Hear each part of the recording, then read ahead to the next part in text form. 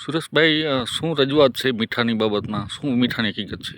અત્યારે કાલે આપણે જોયું હશે, 2 દિવસ અગાઉ ભચાઉ 4 રસ્તા પાસે એક અકસ્માત થયું અને એક આહિર યુવાનનું મૃત્યુ થઈ ગયું.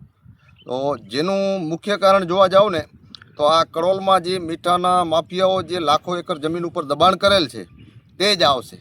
કારણ કે અત્યારે મીઠાની ત્યાં જમીન દબાણની જમીન ઉપર એટલું મીઠું પાકે છે 2 નંબરનું, કોઈ રોકાણ વગર સરકારની જમીન, લાઇટ ફ્રી ઓફમાં, ખાલી એમ લોકોને ટ્રાન્સપોર્ટ જ કરવાનું છે.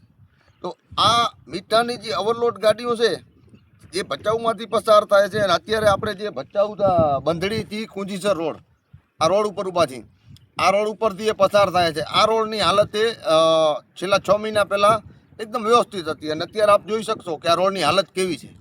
તો આ મીઠાની ઓવરલોડ ગાડીઓ જે નીકળે છે એ ઓવરલોડ ગાડીનું કારણ મુખ્ય કારણ હોય ને તો જે કરોલના રણમાં લાખો એકર જમીન ઉપર દબાણ છે ને તે જ આવે છે.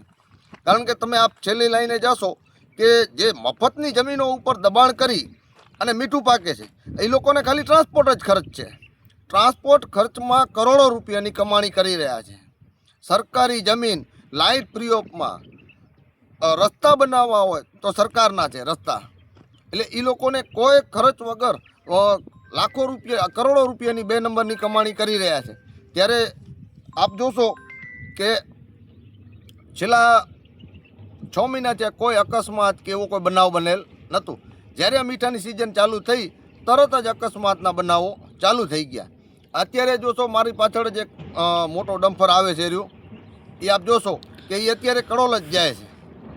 ત્યારે સરકારે જે રીતે 100 કલાકમાં બુટલેગરોની યાદી તપાસ કરી એ રીતે આ મીઠા માફિયાઓની યાદી પણ તપાસ કરે અને એની પણ આ સફેદ મીઠાના કાળા કારોબારની 2 નંબરની આવક છે તેની તપાસ થાય અને એમને પણ જે ગેરકાયદેસર મિલકતો બચાવી કરે છે તમામ મિલકતો તપાસ કરી અને આ સફેદ મીઠાના કાળો કારોબારને ખુલ્લું કરે એવી સરકાર પાસે અને કચ્છ કલેક્ટર પાસે મારી વિનંતી છે. જય ભીમ, જય ભીમા કોરેગાંવ છે.